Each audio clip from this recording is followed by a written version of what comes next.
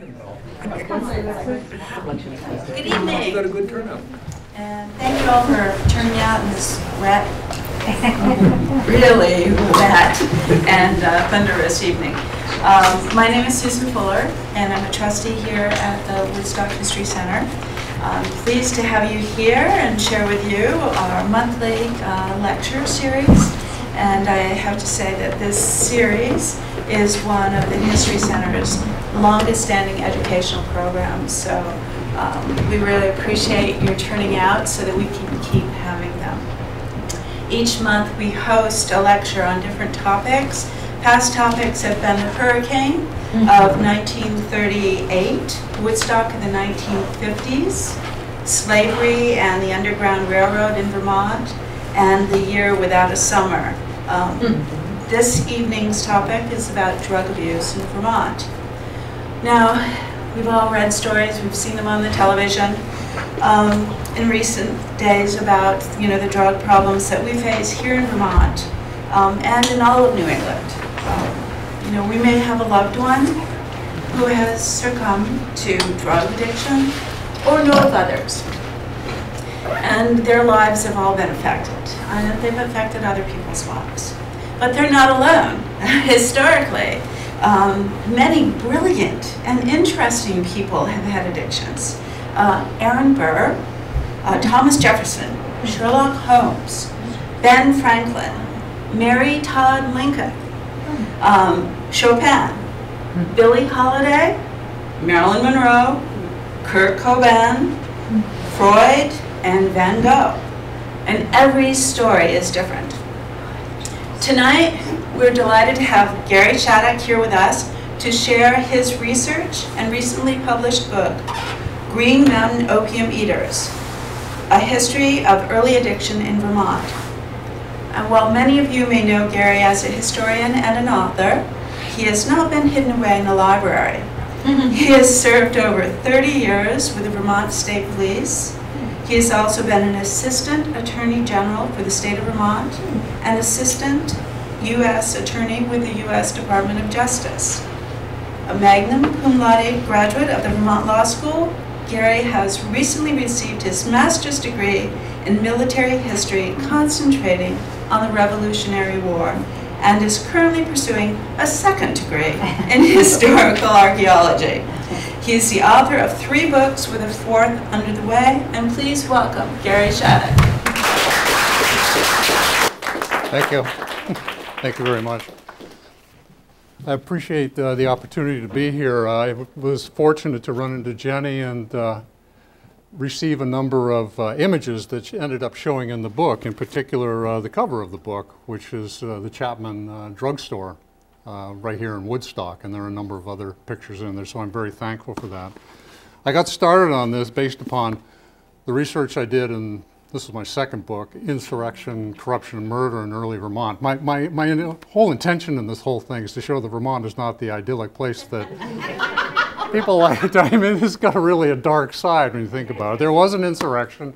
There was a lot of alcohol abuse, which I found was interesting in this, this book, Insurrection, which led me to want to inquire further what happened after the Prohibition went into effect in 1852. There was no, for 50 years, Vermont outlawed alcohol. So what do people do to get their high? And I was surprised to find that in 1900, this is a patient at the Vermont State Hospital whose label, I don't know his name, but it's labeled as cocaine morphine addiction. You can see he's broken out with all kinds of blemishes. This is in 1900, approximately 1900. So to get to this point, we got to back up roughly 100 years or so, and we're going to be talking about essentially a trinity of addictive substances that dominated the 1800s. That would be alcohol, opium, and tobacco. We're going to concentrate on opium. Around 1770, when the settlers were first coming into Vermont over in Gloucester and Cumberland County, which are the 2 counties bordering the Woodstock River, or the Connecticut River. These are parts of New York. When these counties were created, they set up courts, and these courts issued many alcohol licenses for people to sell alcohol and opened up a number of establishments, taverns and that kind of thing. And in my research on that, which is going to be going into this next book, there was just an awful lot of licenses being issued. 1775, Ethan Allen and Company stormed Fort Ticonderoga and took that in a rather easy manner, and then proceeded to raid the British Commandant's rum stores of 90 gallons of rum, and then liberated those and went on a rampage and attempted to kill Arnold, but that's a whole different story. 3 years later, the Council of Safety that was monitoring Vermont determined that a lot of alcohol was coming into the state and was causing a lot of problems. This is during the Revolution. It was causing a lot of problems with the civilians. And so they started to order that the towns take more responsibility for it. In 1787, this is very interesting. This is from the Vermont Historical Society. I was very fortunate to run into this. This is a book of, I don't know, 50 pages, which lists all the alcohol that the legislators were drinking as they were meeting, setting up their laws.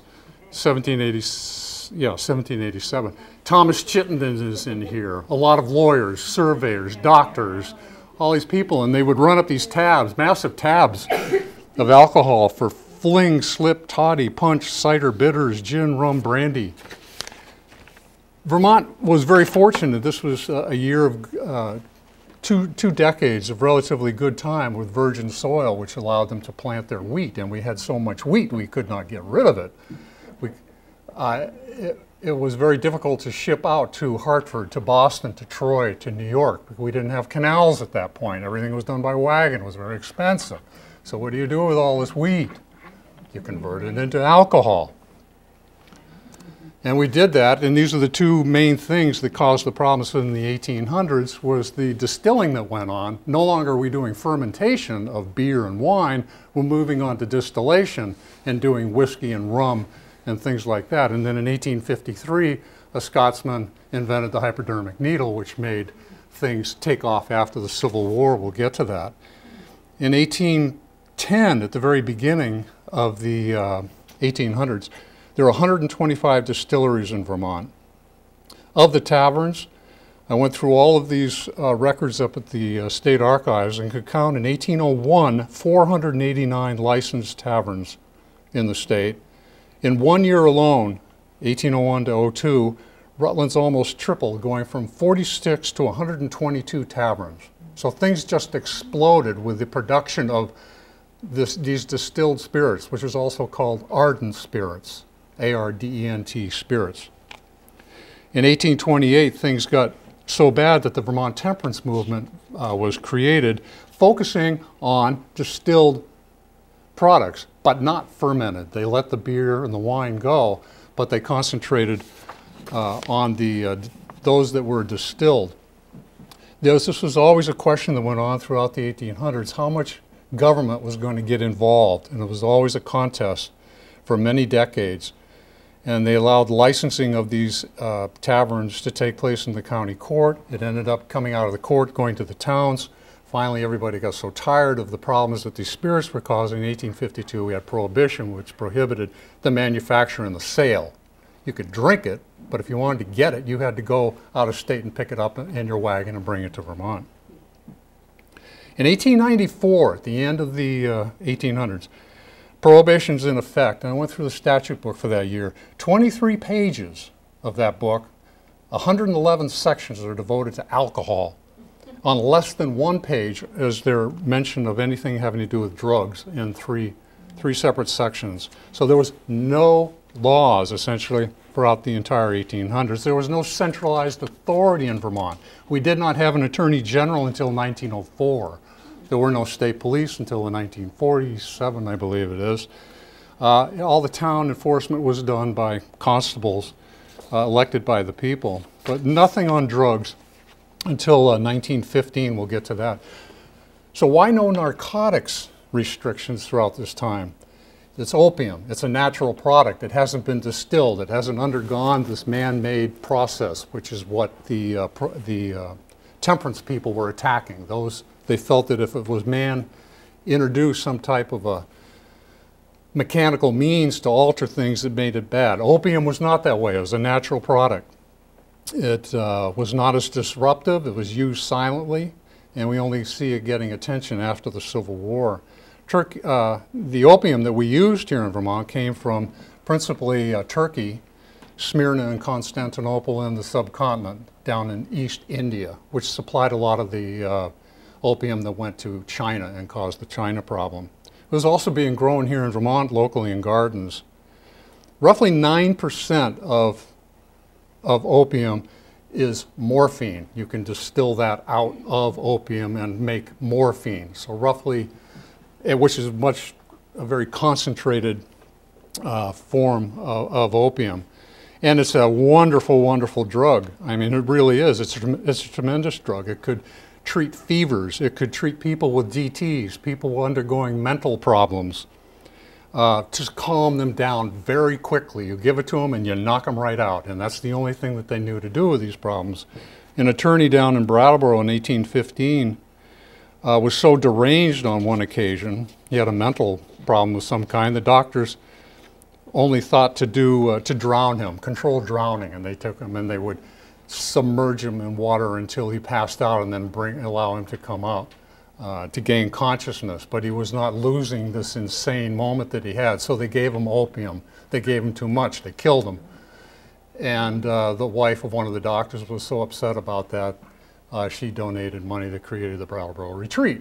So that's where that got started from.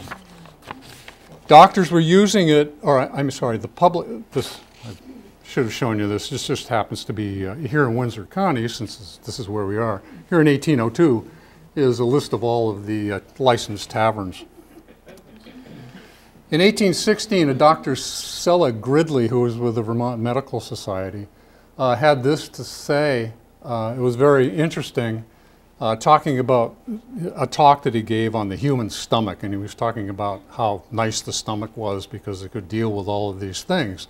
Things such as food, wine, and opium, and tea, which give the greatest degree of corporal, moral, and mental happiness. It's enjoyed. In 1816, the people recognize this and they're using it at that point. This is a hidden coded message that we're already using drugs in 1816. This is from Bennington in 1785, a man that was selling drugs and medicines. This is freely available to the public, and it just listed all kinds of things that, you can get plain opium, or you can get patent medicines which have opium in them, Bateman's drops, Godfrey's cordial, paregoric, laudanum, black drop. All of these things had opium, and it didn't require a prescription or anything like that. You could just go down and pick it up. Importation of opium grew drastically. The first time it was noticed coming into the country in any quantity was in 1840, when it all of a sudden showed up in a port along the Atlantic here. 24,000 pounds arrived in the hold of the ship, and the customs people immediately noticed that and started taxing it from that point on. So it went from 24,000 pounds in 1840 to 565,000 pounds by 1898 at the turn of the century. Per capita usage has been estimated to be roughly 2 aspirin in the 1840s, the equivalent of 2 aspirin, 12 grains. By the 1890s, it was upwards of 52 grains. I'm only using aspirin because a tab of aspirin is roughly 5 grains. And so people are using roughly 2 in the 40s and up to 10 by the 90s. Addiction rates rise. The way I calculated it, I won't get into the numbers, but in 1842, if you go by the numbers, roughly 200 addicts in Vermont. By the 1890s, we would have had over 1,500 at that point. But as you'll see, the numbers don't jibe, because we had far in excess of that. In fact, roughly by the turn of the century, 16% of the nation's healthcare providers, the doctors and the nurses, were addicts. So we have the physician responsibility. You see that today. It happened back then. And I've got a smoking gun here I want to show you. Dr. Nathan Smith was the founder of the Dartmouth Medical School. And this is from one of his lectures. The students over at the Rauner Library at Dartmouth. They've got a wonderful collection of theses and notes taken by the students. And here's one of Smith's students writing out in 1811. And the doctor makes this admission, this thing called dram drinking. Dram drinking is something where you drink during the course of the day. Opium was ground into a powder, and they would prescribe it to people to take when you get up, take it at breakfast, take it in the mid-morning, take it at lunch, take it in the middle of the day, take it at dinner, take it before you go to bed. Dram drinking, essentially around the clock, is what brought this on. But Smith makes this admission here, and he's talking about Peruvian bark. This is something that's used to treat malaria, and he's telling the students, I never prescribe bitters. I never prescribe bitters or spirits for stomach complaints. It always increases the affection. See, they're already recognizing the addictive qualities of that. Dram drinking is often the consequence of taking medicine and spirits. Doctors are prescribing this dram drinking of mixing the powder in with spirits, and people are already recognizing. In 1811, 200 years ago, doctors recognized that they were involved in getting people started in their addiction. But this goes on throughout the 1800s, you'll see.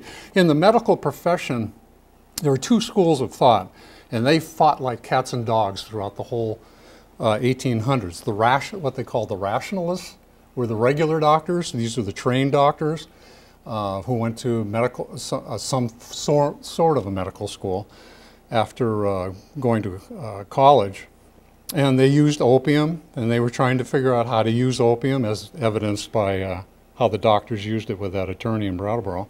When to use it, how to get it into the body, because you can ingest it, you can smoke it, you can cut the cuticles and put it on the cuticles of your fingers. Any orifice in your body you can think of, you can introduce it in that way. But you can also, it's a great drug. You can do it externally. You can put it in a plaster, put it on an arm, and it'll go from the outside in. It's a great drug.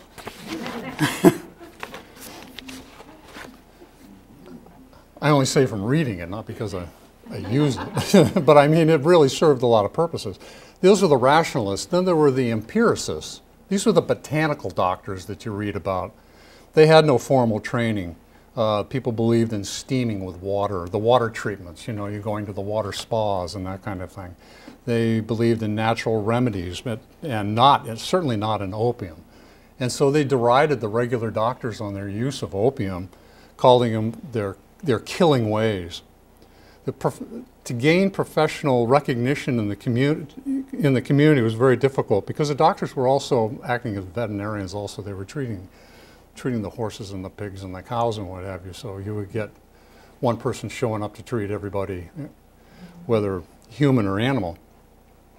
County medical societies got started. 1784 was the very first medical society down in Rutland and Bennington. Then the Vermont Medical Society in 1814. In 1815, Dr. Joseph Gallup, this is a nice little cameo compliments of the History Center here. Joseph Gallup wrote a very important treatise of a couple hundred pages, which got a lot of press around New England, sketches of epidemic diseases in Vermont, and he covers all the diseases that are run into up until 1815, which would go right through the War of 1812. There was a tremendous amount of disease going on in the state at that point. 1818, the Castleton Medical School was founded. 1822, UVM's Medical School. 1835, Woodstock's Medical School opened up. Now, as far as professionalism and licensing these people, in 1820, the legislature decided to start licensing these doctors because we had quacks coming in from out of the area. And the common people of Vermont really resented this licensing. Who was the legislature to tell us that we have to go to a licensed doctor? Why can't we go to someone that we have faith in? And so they attacked the doctors as what they call monopolists. They were monopolizing the whole medical trade. And that went on for a number of years. In 1838, the legislature, in all its wisdom, removed the licensing of doctors. And then the quackery really took off from 1838 on. which went on until 1878 when licensing was instituted, but it was not by any means enforced at all. Thomas de Quincey, 1822, wrote Confessions of an English Opium Eater, very important book, which got a lot of acclaim throughout New England.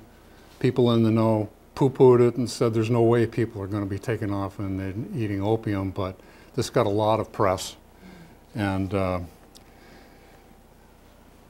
is responsible for educating a lot of people about the effects of opium. He was a big fan of laudanum, which is opium in wine.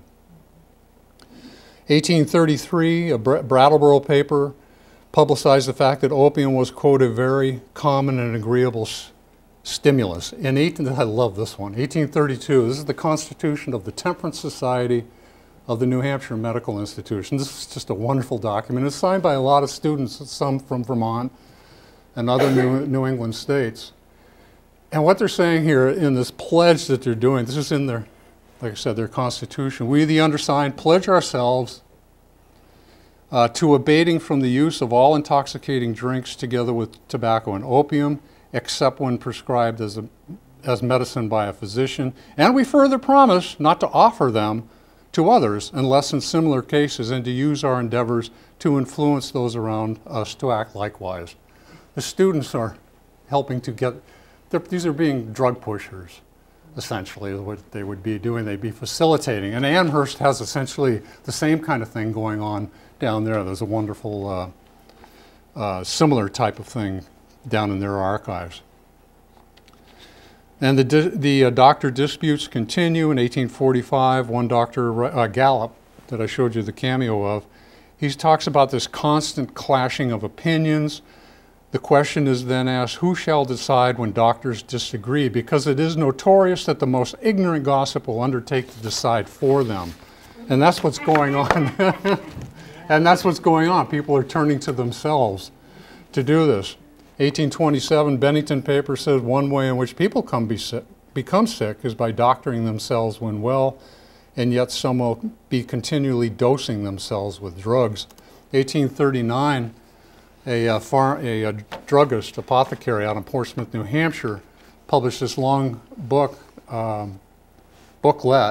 about all the drugs that should be in a house. It's called Medicine Chest for Ships and Families.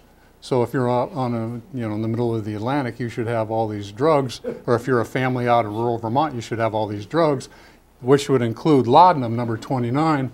But he said, observe to be very careful in its use. Too large a dose might be attended with fatal consequences. So people are experimenting with patent medicines. These are the nostrums, the quack medicines. Farmers could make these things. They could grind out vegetable material and they could go to the store and get opium and put opium into it. We've got accounts of people that were making beer, substandard beer, without the kick, putting opium into the beer. In 1842, we see Burlington. There's a wonderful account of an Englishman going through Burlington, and he sees this thing called shutting up that the people in Burlington are doing. In the wintertime, they're going into their homes, they're closing the doors, they're caulking the windows, and they're all sitting around a stove. And they do that for months on end. Harriet Beecher Stowe recognized this in her home state as also happening, and she said people were taking nostrums like crazy when the spring rolled around to get rid of these incidences of what they call consumption or tuberculosis. And this man from England who had been to 150 cities in Europe said, I have never seen so much consumption as what I saw in Burlington, Vermont. And it came from the shutting up, being in your house all winter long and not getting out, no exercise, and everybody breathing the same air. Here's another wonderful, you won't be able to pick out the words, but this is from the Vermont Historical Society, Dr. Jonathan Allen. He's from Middlebury, addressing the Addison County Temperance Society. And he talks about adding flavoring agents, because I guess some of these distilled liquors or whatever were pretty harsh, so people would add flavorings to them. And he says it's a subject of notoriety that these additions are necessary to render these liquors agreeable to people who have not by constant use habituated themselves to their stimulus. And here's the kicker. Most children reject these inebriating potations unless the burning stimulus of the spirit is concealed by the inviting influence of sugar. Oh my God. Like tobacco, like opium or tobacco too, ardent spirits become desirable as articles of living and even seem to constitute one of the necessaries of life. So they're pumping these kids with opium, and if they don't like it, they put a little sugar into it, and they're off and running. Right here in Vermont. You all probably have seen Winslow's soothing syrup, which had opium in it. And this was interesting. This came from the Vermont Speller from 1859. And this is something that students were expected to know, that laudanum, it's a noun, and it's a tincture of opium. So they're teaching How to say it. how to say it, what it is, they're equipping them. So I mean, this is very much, this drug use is very much a part of life here in Vermont. There's the differences between the sexes, male and female. In 1841, one Temperance Society address up in UVM makes note of the fact that men will drink wine and the women will use opium. And that goes on because there's this special doctor relationship that goes on between, not men and doctors, between the women and their doctors. The women are cooped up at home, they're not working, they need people to talk to, and they find that they get a lot of good relationships with their physicians. And so a lot of drug use, we find, comes about because of those relationships. And the doctor acts as a confidant and conceals the usage, and they hide the fact that people die from overdoses. And there are a number of counts of people committing suicide by taking opium and morphine, right here in Vermont throughout the 1800s. And they conceal it by calling it heart ailments. There's no quantification of the problem because the doctors refused to participate in reporting these deaths. A law came about in 1857 requiring them to do it, but they didn't want to do it because they wouldn't get paid, and it's unconstitutional to make somebody do something without paying them. And so the doctors resisted accounting, making out reports with the town clerk as to deaths that were taking place. So we really have a dearth of information about what the true extent of the drug problem was. But I love this. This is great. Dr. William Russell from Middlebury. What a character. I write about him in the book, and this is a wonderful ledger that he kept, and it's up at the Sheldon Museum in Middlebury. And one poor soul, Amos Nichols here, Amos Nichols, opium. Here's all of his opium purchases. And it goes on for a couple of pages. So, I mean, this is a man that's been buying a lot of opium, well over 100 times. And he's not alone. There are a number of other people that are doing it also. But it's clear that people are just sucking down this stuff.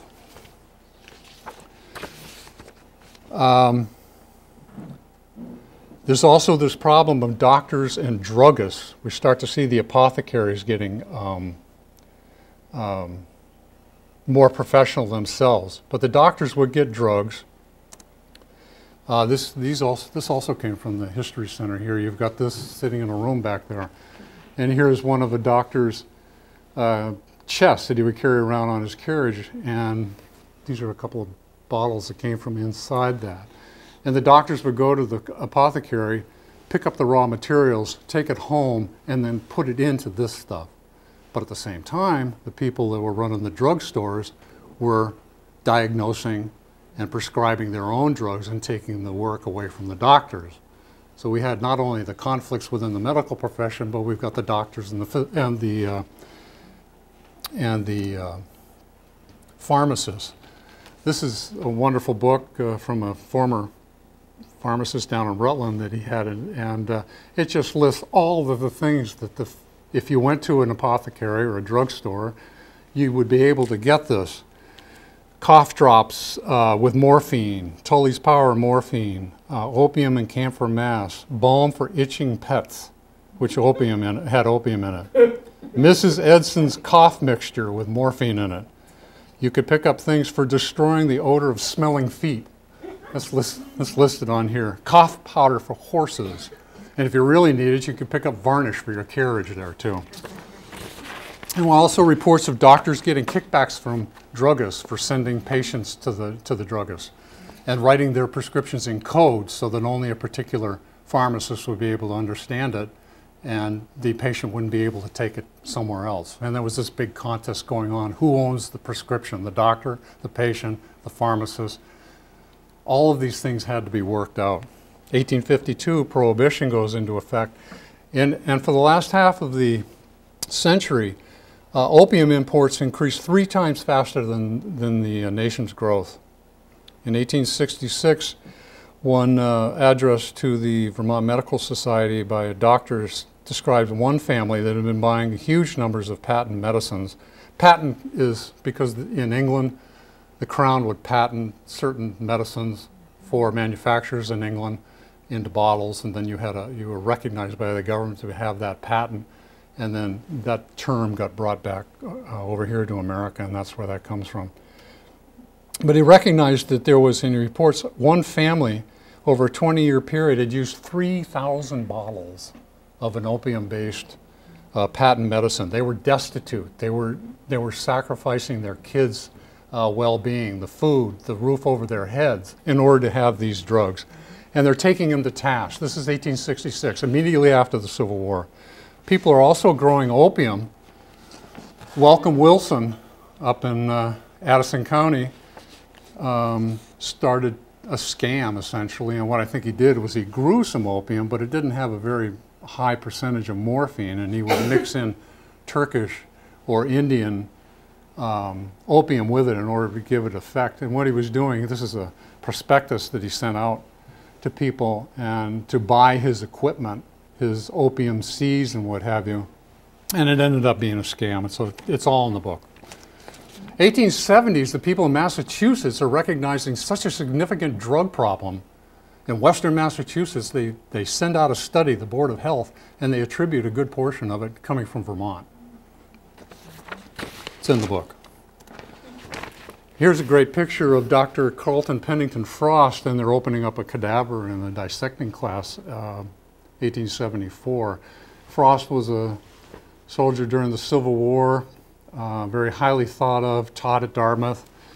And he did a study in 1870 at the request of the Vermont Medical Society. He came up with these findings, and he says we can satisfy ourselves that the amount of opium prescribed by the medical practitioners is essentially out of control.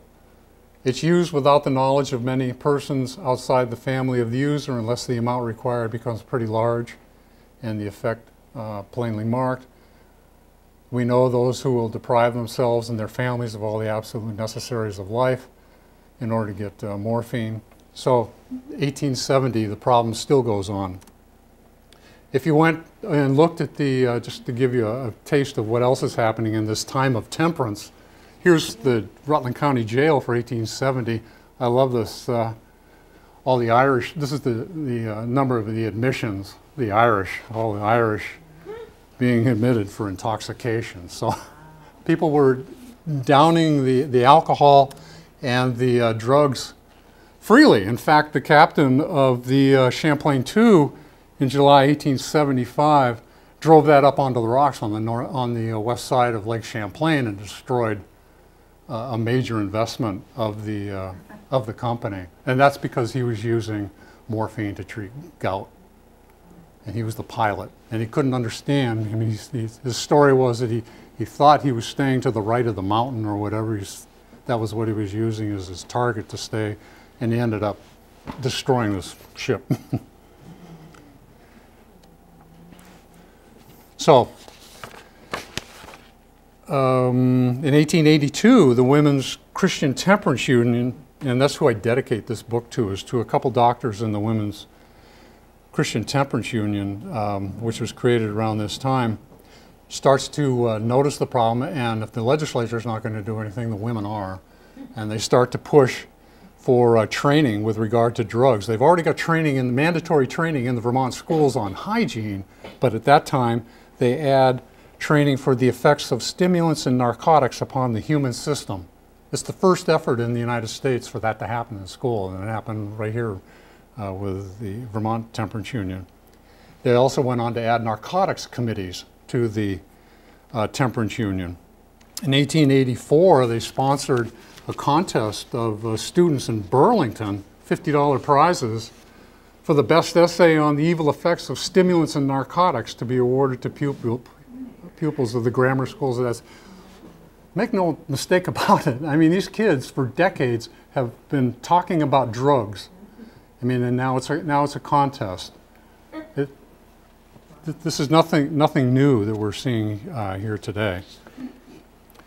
In 1890, remember, we're moving into the progressive area of American history. The progressives around 1890 start to question why it is we're undergoing some of the problems that we are from a humanistic side.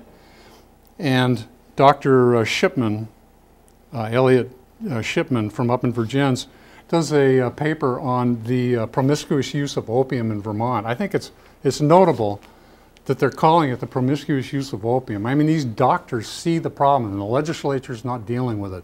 There is a distinct disconnect between the legislature and the doctors. They do not like, or the legislature doesn't like the doctors. I don't have a reason for that. But he calls the drug usage in Vermont a crying evil of the day. We consume as much, if not more, opium and morphine than the same number of people anywhere in the US. I've seen 5 victims of this habit enter a drugstore and purchase what opium and morphine they desired within less than 2 hours' time, no questions asked. And then he says, it seems to me we should be doing something as members of the society to mitigate this evil.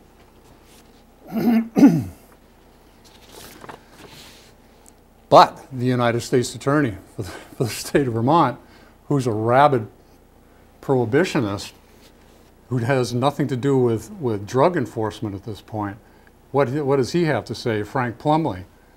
You've got doctors saying we got problems like crazy, and Plumlee says, take the state as a body, every year shows improvement both in enforcement of the law, of the prohibition law, and the decreased intemperance and resulting crime. A distinct disconnect. The doctors see it, but the politicians just aren't picking it up.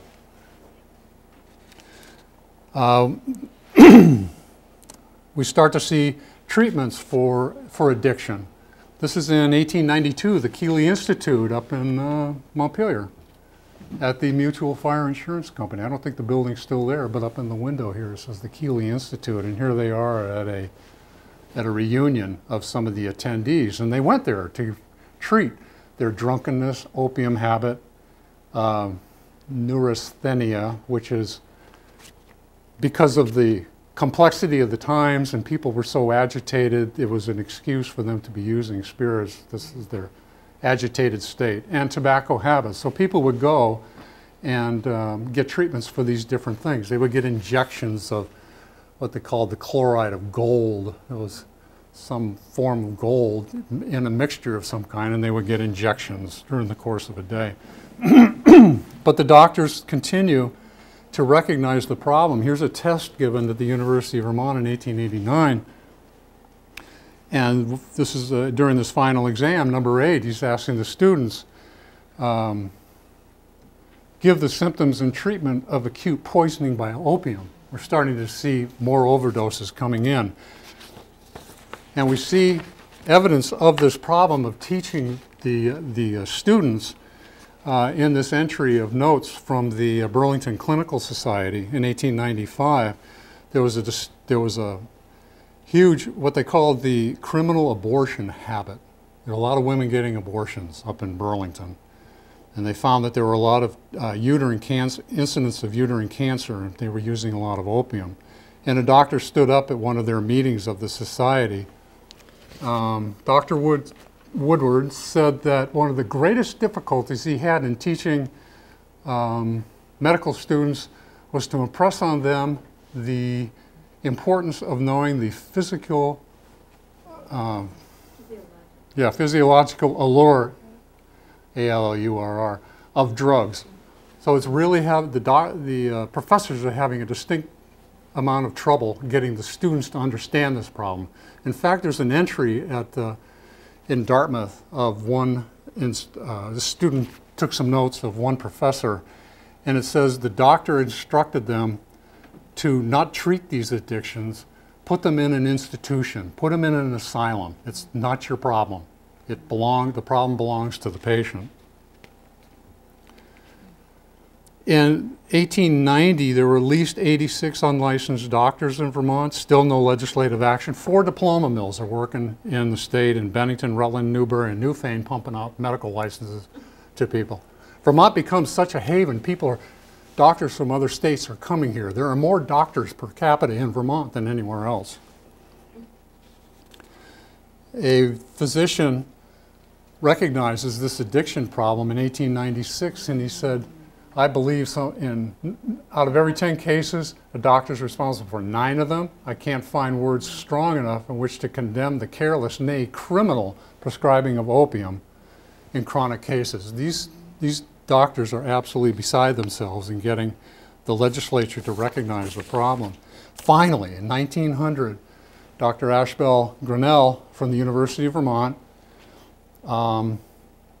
is tasked by the Vermont Medical Society to do a thorough study on this, and he ends up coming up writing this piece of, it goes on for many pages, the use and abuse of drugs in Vermont. Again, nothing new. And what he does is he talks about the monthly sales of different types of drugs, and he sends out questionnaires to druggists, doctors, manufacturers, wholesalers, distributors, and stores. Many of them are uncooperative. They are suspicious of his intentions. They're going to get them in trouble, so they don't respond. But there were many that did. The drugstores didn't have a lot of problem. And they sent him all the stats that they had based upon his inquiry. And he was so surprised at what he saw, because he was asking for monthly usages, and he saw the numbers they provide, and he thought, these are yearly usages, not monthly. So he writes them back again, and he said, is this what you meant? And they write back again, and they said, yeah, no, these are monthly sales. And he puts together a chart, and he describes all of the drugs that are being sold here in the state, and all the drugs' names, you can't see them, they're all up here, and it's all broken down. It comes down to, this is a month, 1 month's time. 47 pounds of opium, 19 pounds of morphine, 25 pounds of Dover's pills, 32 gallons each of laudanum and paregoric. And Grinnell makes the observation that in one store, a place so small it hardly appears on a map, this little store in some rural spot in Vermont sold 3.5 pounds of opium, 6 ounces morphine, 5 pints of paregoric, 5 pints of laudanum. This is a population of roughly 343,000. Grinnell then does a calculation of how much usage this breaks down to, and he says, I've been so astonished, so amazed at the result of my investigation. In the drugstores of Vermont, they sell every month 3.3 million doses of opium, which gives 1.5 doses of opium for every man and woman in the state of Vermont every day in the year. 1 month will give you 1.5 doses for every day for a year. Whereas the rest of the country is experiencing usage of roughly 52 grains or 10 aspirin. Vermont's, that's in years' time. Vermont's numbers are through the roof, which come out to roughly 6 grains a day. So who's using? There's so much secrecy going on, it's really hard to say. One of the doctors makes this interesting note, saying that country villages and farmhouses seem to furnish the greater number of users. Why this is so, let anyone tell. They just don't know. Another study from out of state that came and looked at all of these numbers that Grinnell pulled together and said there's much more going here than medicinal use. There are people that are using a lot of drugs. We know that people are coming in from out of state also to pick up drugs because we don't have laws here in Vermont. But you got them in New York, you got them in Massachusetts, and the people that want to get access to stimulants are leaving those states, and they're coming to Vermont to get it. Vermont has been behind the 8 ball for so long. It's just interesting to see that it reaches this far back. We also know that in 1911, there's an interesting account, that in Maine, people are coming up and using it recreationally in 1911. There are reports from people saying They're using it during the winter months down in Boston and Hartford or wherever, and then they're coming to Maine in the summer months, and they're continuing to use the drugs up there. And there are reports of lots of drugs, opium and morphine, being sent out to drugstores, but also in the lumber camps. The people up in these remote areas are using all these drugs. Cocaine is being reported principally. And Grinnell makes the next step, and he just lays it all on the line in his report on this use of drugs. There isn't a day in your life you don't come into contact with patients who suffer from the use or abuse of drugs. And virtually any doctor today could probably tell you that, any general practitioner. We must shoulder the responsibility of having prescribed, recommended, or directed the use of these things, which does result, and always will result in misery and horror. I wrote that 117 years ago. And we're just seeing the very same words come out of the medical profession at this point. In 1902, 2 years later, the amount of drug usage in Vermont has become a campaign issue, and Percival Clement, who was a gubernatorial candidate, made the point that there's more morphine, chloral, opium, and kindred drugs consumed in our state per capita than in any state in the Union. I suspect he got that calculation from Grinnell's work here. 1905, the U.S. Congress finally begins to crack down on the importation of opium into the country. 1906 is the Pure Food and Drug Act, which requires the disclosure of these kinds of materials inside of the patent medicines. Here's an interesting point. In 1910, Vermont Congressman David Foster sponsored the first national bill to deal with drug enforcement. And they decided to do it via taxation. You would tax it. In 1911, there's congressional testimony received with regard to what's going on in Vermont. Finally, 1914, the Harrison Narcotics Tax Act goes into effect. And then finally, Vermont in 1915, based upon a request of a Bennington legislator, sick and tired of seeing these people coming over from Troy into Vermont and getting drugs, is insisting that we pass our law, or pass a law to deal with it. Finding 1915, here it is. It's a misdemeanor, punishable by no more than a year in jail, a $50 to $100 fine, but at least it's a start. This is 100 years ago. This is the extent of the drug laws in Vermont. And essentially it allowed the police to go into pharmacies to take a look at the pharmacist's records. So, if you went in, you would look. This comes from Bob Beauchamp, the pharmacist, with that record of the pharmacy prescriptions. What they were doing is, in these ledgers, they would keep track of all of their patients. This is roughly 1915. But then every time somebody used a dangerous drug like opium or morphine, it got recorded in red.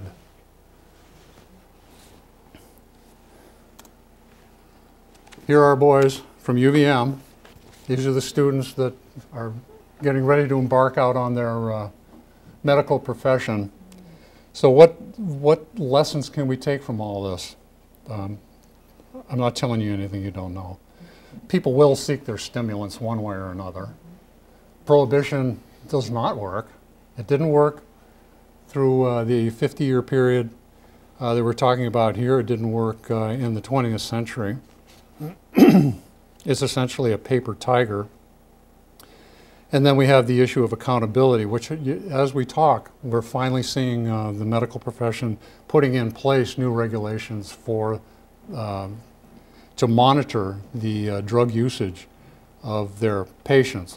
In the doctor's defense, it had always been up until this time that they were doing it to alleviate the pain that the patients suffered, and it was always believed that that was their primary goal. And addiction, you saw in the late 1800s, even though they were recognizing it, they were saying send them to an asylum. And it's only been more recently, certainly there are doctors that have recognized it and have taken efforts to deal with it, but now it's going to become more of a uniform practice within the medical profession to take a more hands-on involvement in the amount of drugs that are being prescribed. If there are any doctors or nurses in the audience, if I've misstated anything, tell me that, but I'm picking that up on the news daily, that I think there's a little bit of hope, but we're shutting the door after the horses already left. We missed the boat 20 years ago when we could have dealt with this, but now we're trying to play a lot of catch up now. That's my story. Thank you. Any questions or comments? Or? Did they see any changes? I'm sorry? After the laws or the awareness of it, did they see any change in the taxation? Any changes? Oh, yeah, nationally, yeah, it did have an effect. But I get into it in the book. I go into the 20th century and dirty up my old employer, the Vermont State Police, and their derelictions also. But I mean, it's a learning process. It's hard to dirty up these people that are trying to do the best that they can. But at the same time, when you see things like Grinnell's study that was so important and it reached a lot of people, to see it neglected and turned aside, and the Vermont legislature didn't deal with it. Yeah, and I also wondered did you see an increase of people going to institutions when they were not? Oh, excellent point. Excellent point. The first one, the man standing there, comes from the Vermont State Hospital. The only way to get somebody into an institution was based upon going through the probate procedure, getting guardianship appointed and getting a formal court order to have them admitted. I went through a lot of those records, and there are very, very few of them. But what you do see is a lot of self-admissions to the Vermont State Hospital. Mm-hmm. People would, have meetings with their families, whatever, and then they get dragged up and then willingly admitted into the hospital and get treatment there. But then you saw the Keeley Institute. That was another form of trying to address addiction. But yeah, I only followed the Vermont State Hospital up until the 1920s and was not impressed with it. There was a lot of drug-related problems that they were dealing with. They were dealing with a lot of real mental problems and not the drug problem. No, I guess I was thinking, if people were self-medicating and able to stay in the community, once they didn't have access to the opium or whatever, did you see a larger increase in going into the state hospital or other I did not see that. Okay. But I mean, I did not study it beyond like 1920 or so. Yes. So I have two questions. What would you have done differently 20 years ago, since you mentioned that, to have changed the tide? Oh, that's a sore point. I mean, at least with me. Because we saw the problem 20 years ago. Jim, we saw this. We knew it was coming. What do you think would have made a difference? What could you have, if you were the governor or the legislature? Enforcement or treatment? No, at that point it was enforcement, because we didn't have the necessity of the treatment that we do today because we're overwhelmed with the addicts. No, there was a lot of turning a blind eye on the part of people in the legislature. Essentially, if the problem wasn't real, was before them, there's something about being a lawmaker that doesn't allow you to see tomorrow, that you've got to take actions today to deal with the problem. But the police, we knew full well this was coming. This was not a surprise at all. The cocaine, I mean, we saw Vermonters going down into neighborhoods down in Springfield and Holyoke, what have you. We knew who they were. We knew what they were doing, and they were going down and getting drugs. We knew that the people were running drugs into Vermont, and that was 20 years ago. But we could not get the attention of the people with the purse strings to allow us to take a vigorous enforcement. I place, personally, just some substantial portion of the blame on the fact that it wasn't the cops; it was the people that they had to answer to that refused to address. Well, this is Vermont. We don't have these problems here. That's Point exactly what well we're here. Yeah, exactly. That's exactly what you're. So I mean, that's what's frustrating, being a former cop and all, seeing us having now to play catch up of something that, not that we wouldn't still have the problem, but the magnitude of it is what is so overwhelming. Yes. Well, I actually just started your book last night, by the way, coincidentally. Oh. But recent history, going back to the 20-year question, how much of the blame do you place on the pharmaceutical industry for making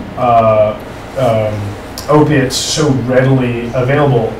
Again, as it appears, nothing is new. I don't think anybody was looking at the pharmaceutical industry back 20 years ago. 20 years ago. No, I do an account in the book here of a study that was done by nurses, I believe it was over at Dartmouth, and they account, doctors were hiding addictions of people. They were providing, doctors knowing they had addicts were falsifying records and getting drugs to people to make them comfortable. I mean, that's what the doctor's sense was of the right thing to do. I'm not going to say that was, today we can say it was wrong, but was it wrong back then, I guess?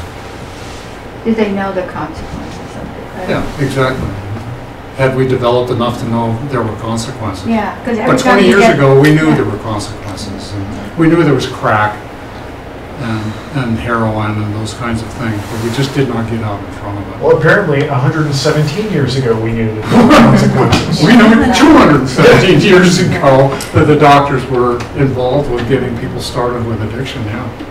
I'm a nurse anesthetist in Houston, and the biggest change now, even at anesthesia, where you think of post-op pain, it's totally changing. Yeah. The whole goal now is totally non-narcotic anesthesia and post-op care. Yeah, good. So it's such a quick change, because now, maybe 6 months ago I started working a lot less, and when I talk to the people I work with, it is a 180-degree change. If you're giving narcotics, if you're even accessible to them, the amounts that you are, I don't want to say permitted because you have access, but it is questioned. The amounts that you're giving where before it never was. It was never questioned before. So it's definitely changing, at least at our level. Thank God. So yeah, it has to. It's a start, yeah. Yes, sir. So if it was a really bad problem like 100 years ago, and then it's gotten worse like 20 years ago, was what happened in between that made it less of a problem? Well, I mean, there were 2 world wars. The things really didn't, I mean, it was rather quiet up until right around 1967. 1967, we noticed, and I cited in the book, the state police report says this is the year when things spiked. The summer of love. The summer of love. That was the summer of love and the Vietnam War, people coming back. Yeah, and the ski bums, these no good, long-haired hippie ski bum types, that's how the state police refer to it, are coming up from out of state. A lot of people from Vietnam. And they're coming up and they're enlightening our school, our high school students about drugs. So 67 was a turning point, and then the second heroin epidemic started in 1970. Shortly thereafter, the one I'm talking about here was the first one. 1970 was the second one. And then we saw the development of things like crack cocaine, and then a resurgence of heroin, and now we're looking at fentanyl and God knows what else. So we had roughly, let's say a 50-year period, a grace period, but again, we had 2 world wars that we were dealing with. But they're drinking a lot. I'm sorry? They were drinking hard liquor a lot. Sure. Yeah, see, that's how effective prohibition is. When you, did you follow the money much? Like when you look at like prohibition and other addictions, whether it be like tobacco and things that were forbidden, and who was kind of behind the scenes funding things and making money? Yeah. When you follow the money, do you see? Okay, well, you'll get to the point of the Wells Richardson Company in Burlington, the largest drug distributor in the world, essentially. It was all about money, and I talk about it in the book there. I mean, it's a phenomenal what Wells Richardson did. Yeah, yes, it was money. Well, you look at like lobbyists for the, no matter what it is, like the liquor industry or the tobacco industry, or, it's like there are all these rules, but then there's huge amounts of money, and there's all these other like kind of underground passages of money trading hands that are really driving the market forces, making sure people stay addicted. There's a very Vermont article that I cited in there of them talking about the fact that when are we going to do something and invoke these laws? When are we going to do it? There's so many people with special interests out there. And I'm talking specifically things like the doctors, the lawyers, the people. It's money. It was all money. That's what was driving a lot of that. Sure. No, good point. So what do you think will, I mean, you go to some place like Rutland and, it's scary what's going on. So what do you think will make a difference at this point? I think Rutland is a pretty good example of what to do. I think they're doing What they're are they getting a doing? lot of acclaim for it, and I think they're, What are they doing? What are they doing? What are they doing? pardon me? What are they doing? Oh, well, I mean, from the Rutland area, so it's in the news like all the time. I mean, it's a lot of intervention early on and getting the police and social workers involved, like at the point of a breach of peace, of domestic violence, getting them involved, or a problem at the school, getting intervention at that point. They're going way back where the problem first manifests itself and getting accountability in place, whether through the police, get the social welfare Being a people really sort of- involved. But it's all catch-up. It's all Yeah, it's catch-up. all catch up, So yeah. I mean, I think Rutland is a pretty good example of the right thing to do. Yes, ma'am. I was wondering where the opium came from in the 19th century and why you named your book Opium Eaters. Well, the opium came from Smyrna and Constantinople in Turkey and East India, the subcontinent, right adjacent to China, which provided a lot of the Chinese. And that went to Asia, that went to China. That went to China. Oh yeah, they had massive fields of opium in East India.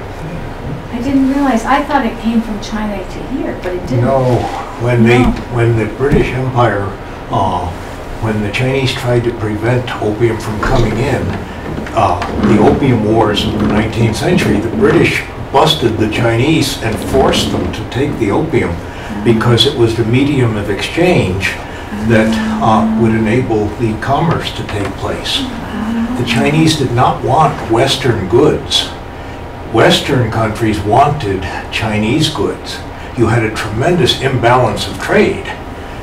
The product of the East India Company of opium, East India Company, yeah. yes, the product of opium, they persuaded the British government, and the U.S. took part in it too, to go to war with China, to force China to allow opium into their country.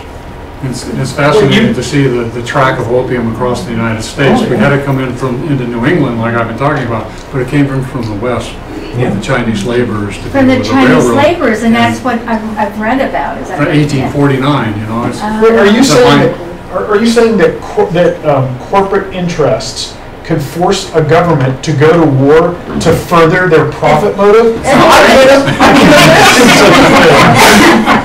Where did the opium eater come from? That was, I don't know the derivation of the term, but it was used throughout the 1700s and 1800s. Yeah, I didn't make it up.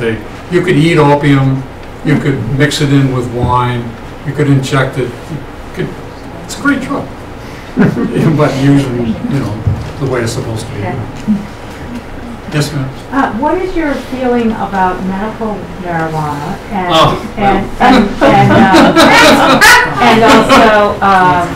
also legalizing marijuana use? Oh, I don't know that we need to get in. I mean, Well, I'm thanks just for the curious question. because of but- the prohibition not working. Yeah, no, If it's you have just an all- opinion you're comfortable sharing, if not, that's perfectly fine, but it just sort of seemed like a timely No, topic. everybody, it's a hot topic. I don't need to Hot get potato. involved with it, but there's a lot of political correctness out there.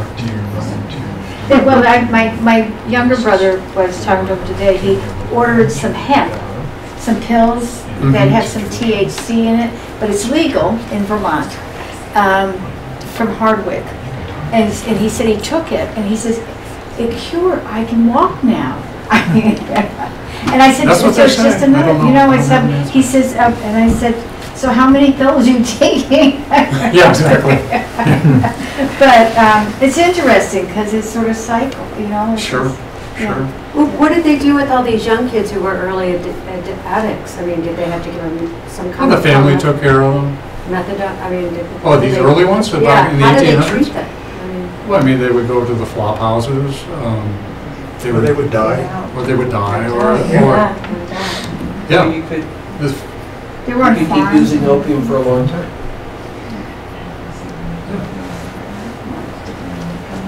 I mean, those are the realities back then. Well, thank you very much. Thank you.